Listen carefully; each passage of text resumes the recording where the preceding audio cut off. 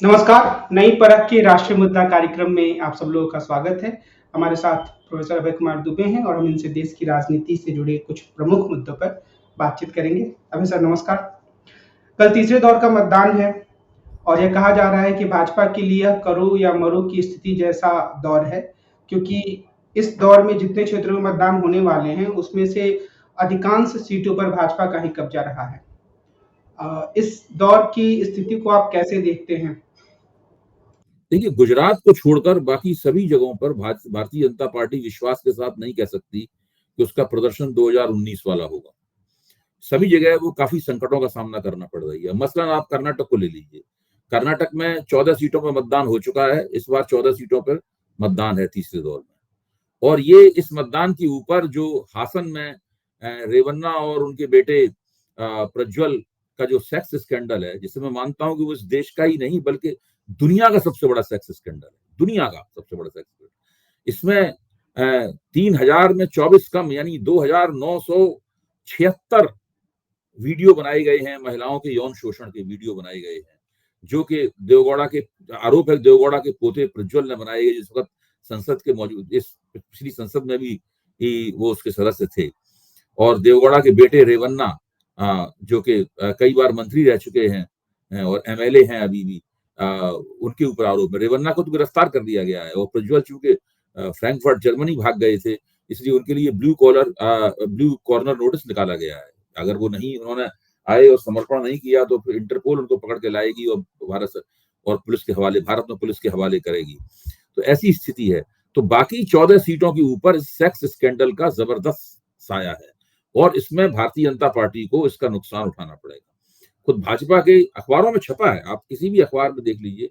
भाजपा के जो कार्यकर्ता और प्रचारक हैं, जब वो लोगों के पास वोट मांगने गए इस सेक्स स्कैंडल का भंडाफोड़ होने के बाद में, तो हर जगह लोगों ने उनसे ही पूछा कि भाई ये क्या हुआ है। तो उनको बड़ी शर्म आई इसका जवाब देने में। हर जगह उनको दिक्कत का सामना करना पड़ रहा है। ये तो हो नहीं सकता कि भाजपा के वोट बढ़ जाए सेक्स स्कैंडल से, उनके वोट कम ही होंगे उससे। तो बहुत काफी बुरी स्थिति में भारतीय जनता पार्टी कर्नाटक में पहुंच गई है सेक्स स्कैंडल की वजह से। दूसरे आप महाराष्ट्र में देखिए, महाराष्ट्र की स्थिति क्या है कि पिछली बार 2019 में नरेंद्र मोदी ने पूरे निर्वाचन में महाराष्ट्र में केवल 5 रैलियां की थी और जबरदस्त उन्होंने नतीजा हासिल किया था। इस बार वो 1.5 दर्जन रैलियां कर चुके हैं। एक एक जिले में 2-2 बार रैली प्रधानमंत्री की हो रही है। 28 सीटों पर भाजपा लड़ रही है और वहां भाजपा वाले कह रहे हैं प्रधानमंत्री को कम से कम यहाँ पे 28 रैलियां करनी पड़ेंगी। अब इससे अंदाजा लगाइए कि महाराष्ट्र में कितना कड़ा संघर्ष करना पड़ रहा है भारतीय जनता पार्टी को। और भारतीय जनता पार्टी के जो उम्मीदवार हैं वो शिवसेना को उन्होंने तोड़ जरूर दिया है, लेकिन भारतीय जनता पार्टी शिवसेना के उम्मीदवारों इस तरह से टिकटों का बंटवारा किया है कि उद्धव ठाकरे की शिवसेना के उम्मीदवारों को उसे सामना न करना पड़े। केवल 4 निर्वाचन क्षेत्र ऐसे हैं जहां पर शिवसेना के उद्धव ठाकरे की शिवसेना के उम्मीदवारों का भाजपा के उम्मीदवार सामना कर रहे हैं, वरना बाकी दूसरे एक नाथ शिंदे के लोग कर रहे हैं सामना या अजीत पवार के लोग सामना कर रहे हैं उसका। इतनी मजबूत स्थिति में है उद्धव ठाकरे की शिवसेना वहां पर।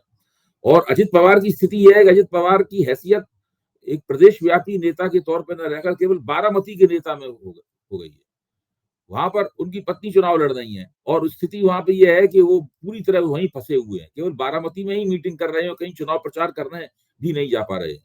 जब शरद पवार से उनका मुकाबला किया जाता है तो उनकी कोई हैसियत नहीं है। अभी अभी मैं महाराष्ट्र के एक पत्रकार को सुन रहा था जो बड़ी गहरी जानकारियां रखते हैं इस पूरे महाराष्ट्र की स्थिति पर। बता रहे थे कि हर सीट के ऊपर मराठा वोटों का बड़ा महत्व है और मराठाओं के पहले नंबर के नेता तो शरद पवार ही हैं, उनका मुकाबला कोई नहीं कर सकता। और मराठाओं इस बात की चर्चा है कि जिस तरह पार्टी को तोड़ा अजित पवार ने, उसका इन्हें नुकसान उठाना पड़ेगा। तो जैसे अंग्रेजी में कहते हैं लुकिंग डाउन द बैरल, तो ये स्थिति है महाराष्ट्र में भारतीय जनता पार्टी की। उन्होंने 2 बड़ी पार्टियों को तोड़ तो दिया, धन बल के दम पर और तिकड़म के दम पर, और सत्ता का लालच दिखाकर तोड़ तो दिया उसको, लेकिन लोकसभा के चुनाव में 2 पार्टियों को तोड़ देने के बावजूद भी भारतीय जनता पार्टी की महायुति जो है ना, वो महाविकास अघाड़ी से 2 कदम पीछे ही है। मैं तो पहले कहता था 1 कदम पीछे, अब मैं मानता हूं वो 2 कदम पीछे है। तो महाराष्ट्र में भी भाजपा को बड़े नुकसान का सामना करना पड़ेगा, कर्नाटक में भी भाजपा को बड़े नुकसान का सामना करना पड़ेगा। अब आइए उत्तर प्रदेश में 10 सीटों के ऊपर मुकाबला है। 16 सीटों पे पहले 2 चरणों में मतदान हो चुका है। अब आप देखिए कि जो 2 चरणों में मतदान हुआ था उसमें किसी भी सीट के ऊपर भाजपा के उम्मीदवार विश्वास पूर्वक नहीं कह सकते कि वो चुनाव जीते आएंगे। हर जगह चुनाव फंसा फंसा सा लग रहा है। और अभी देखिए जौनपुर में क्या हुआ। जौनपुर में कृपाशंकर सिंह को भाजपा ने टिकट दिया था। और अगर पूरे उत्तर प्रदेश में भाजपा के सबसे ज्यादा अलोकप्रिय अपने कार्यकर्ताओं के बीच में अलोकप्रिय उम्मीदवारों की सूची बनाई जाए तो मथुरा में हेमा मालिनी और जौनपुर में कृपाशंकर सिंह के बीच में बड़ी प्रतियोगिता होगी, कौन ज्यादा अलोकप्रिय है दोनों के बीच में। तो उन्हीं कृपाशंकर सिंह को बचाने के लिए अमित शाह ने राजा भैया को बंगलौर तलब किया। बंगलौर में उनको फिर एक प्लान दिया गया, एक योजना बताई गई। उस योजना के तहत राजा भैया ने वापस आकर जेल में बंद धनंजय सिंह से बातचीत की और फिर भाजपा ने योगी सरकार की मदद से धनंजय सिंह की जमानत कराई गई। उस जमानत के बदले में धनंजय सिंह की पत्नी श्रीकला रेड्डी जो है, वो जो जिनको बहुजन समाज पार्टी का टिकट मिला हुआ था, उनकी उम्मीदवारी वापस कराई गई। क्योंकि धनंजय सिंह के जो एक प्रभाव के 1-1.5 लाख वोट हैं, वो अब भाजपा को उम्मीद है कि कृपाशंकर सिंह को मिल जाएंगे ताकि उनकी गिरती डूबती हुई नैया को सहारा मिल जाएगा। इससे अब यहाँ पे मोदी मैजिक का क्या हुआ। जब आपको सीट दर सीट इस तरह के प्रबंधन करने पड़ रहे हैं तो आप मोदी मैजिक कहाँ चल रहा है? कहीं कोई मोदी मैजिक नहीं चल रहा है। स्थिति यह है कि मोदी जी जिस तरह की बातें बोल रहे हैं उसमें बहुत सारी बातें गड्ढमड्ढ हुई जा रही हैं।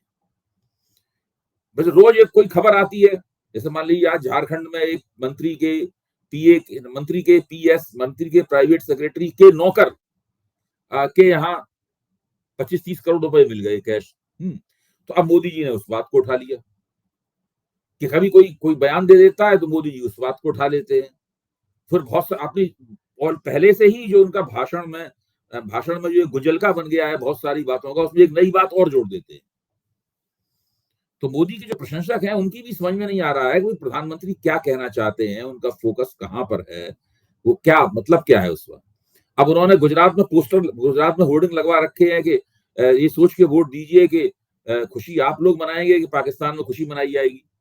नहीं, गुजरात में भी जो कि मोदी के प्रधानमंत्री बनने के बाद 100 में 100% प्रदर्शन करता रहा है, गुजरात में भी उनको ये सब बातें कहनी पड़ रही हैं। गुजरात में भी बहुत स्वाभाविक रूप से सहज रूप से चुनाव जीत जाएं, ऐसी स्थिति वहां पर नहीं है।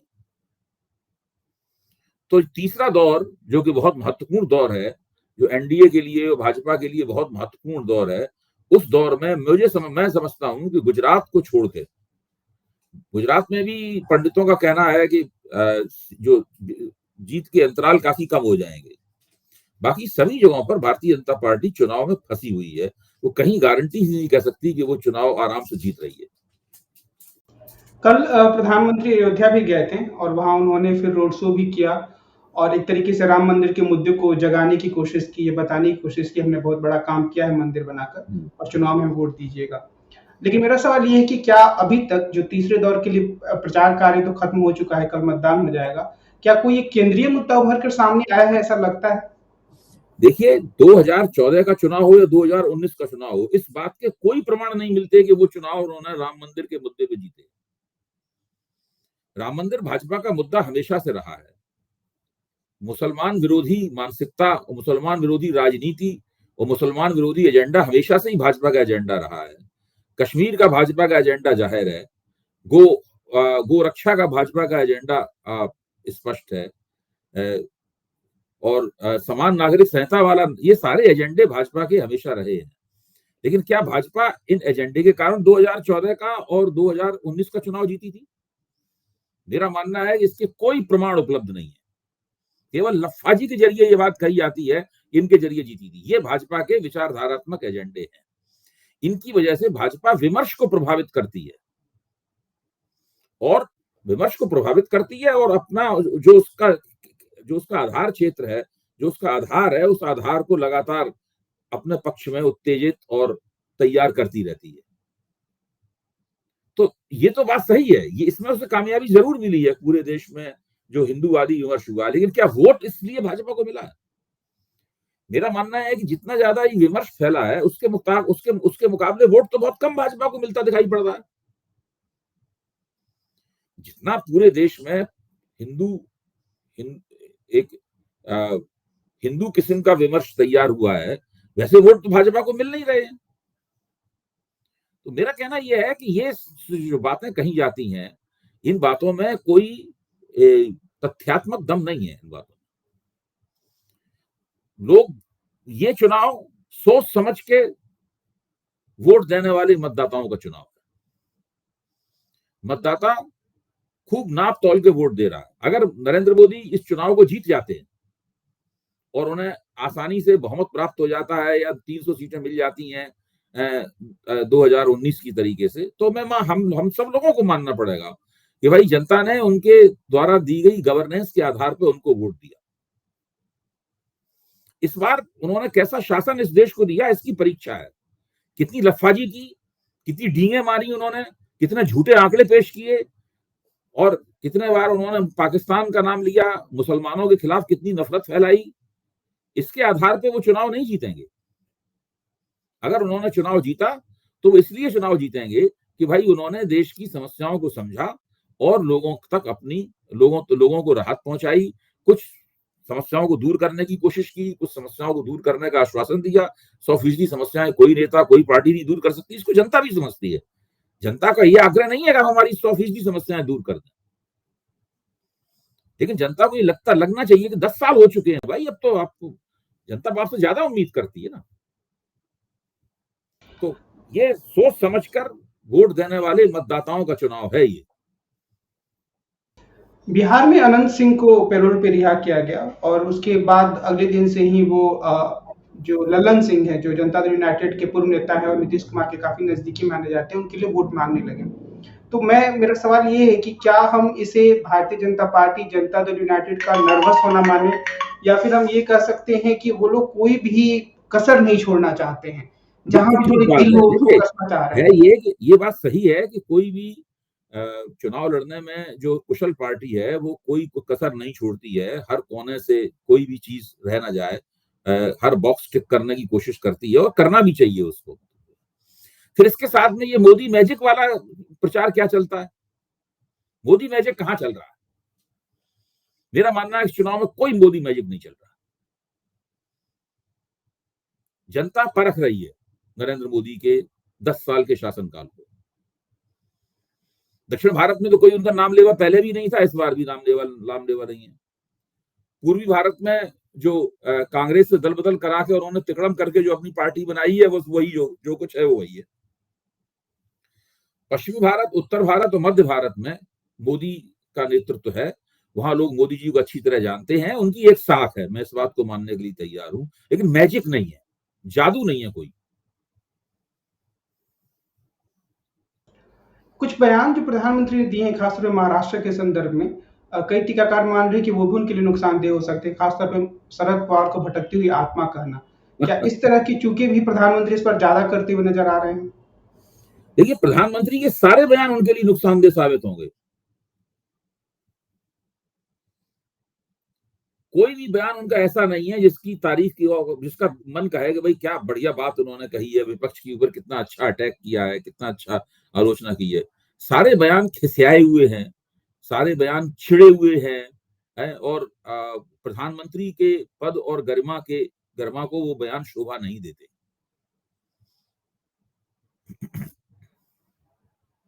एक जो आप ही इस बात को ज्यादा जोर देकर कहते भी रहे हैं कि नरेंद्र मोदी को चुनाव हारने के लिए बहुत बुरी तरह से हारने की भी जरूरत नहीं है।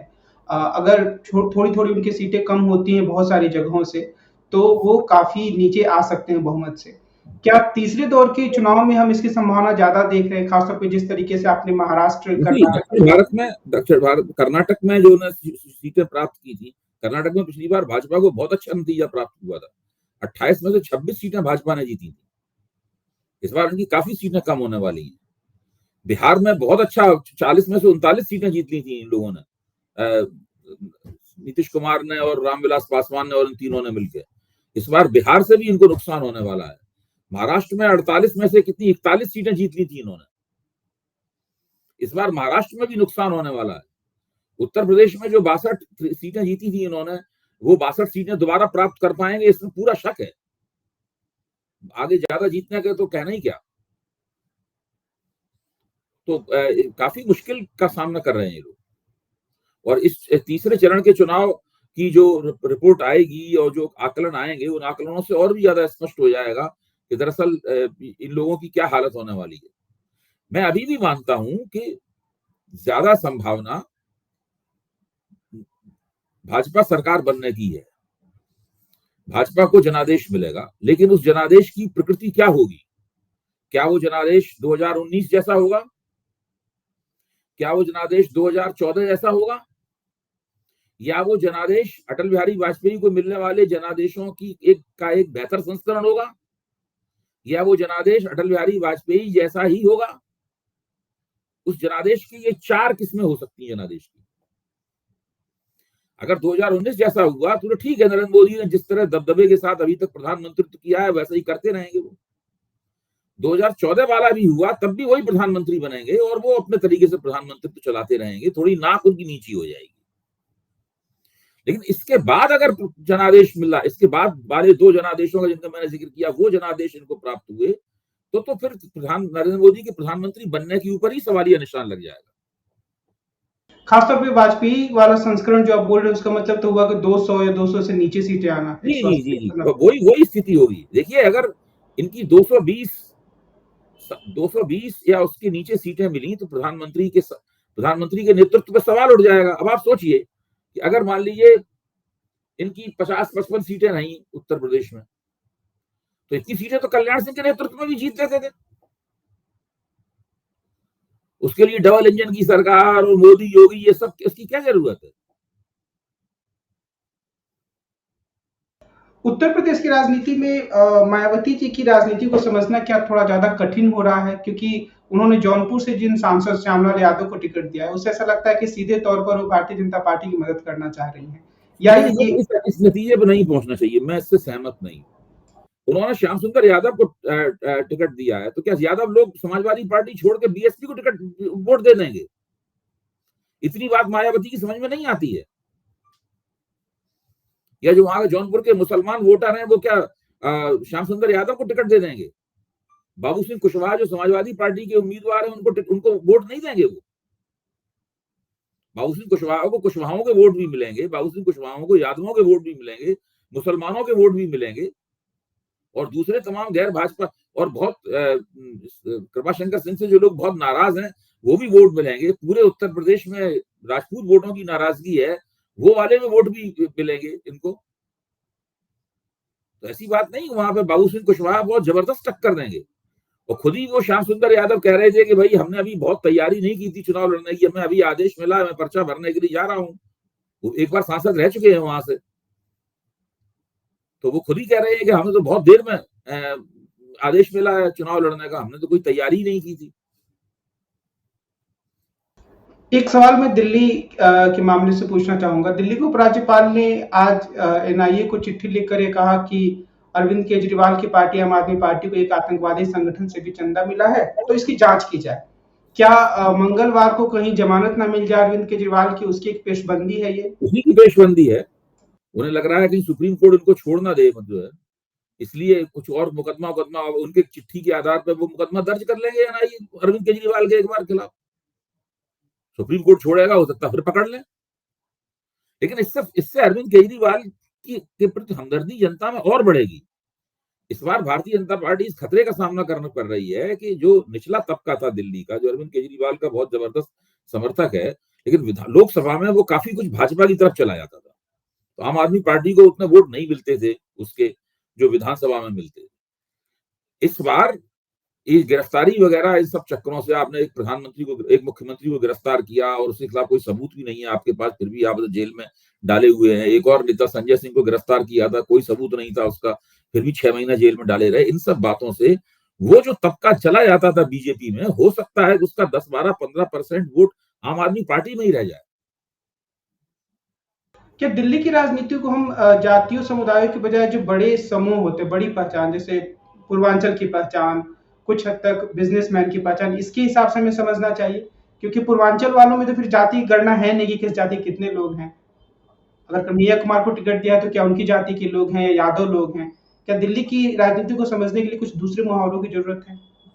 दिल्ली की राजनीति में जाति के ऊपर थोड़ा वर्ग का प्रभाव ज्यादा है और वो वर्ग कई किस्म के हैं, वो आर्थिक वर्ग भी है, वो भौगोलिक वर्ग भी है।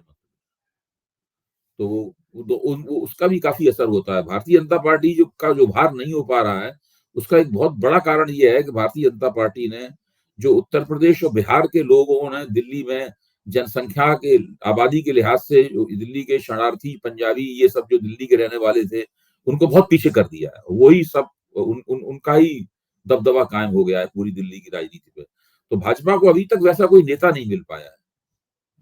अभी जो कांग्रेस से छोड़ के भाजपा में गए हैं, अब आप देख लीजिए वो सब भी उसी किस्म के लोग हैं। आज की बातचीत को हम यहीं विराम देते हैं। हम कल फिर मिलेंगे और देश की राजनीति के बारे में प्रोफेसर अभय दुबे से बातचीत करेंगे। आज की बातचीत के लिए वैसे आपको बहुत धन्यवाद। नमस्कार।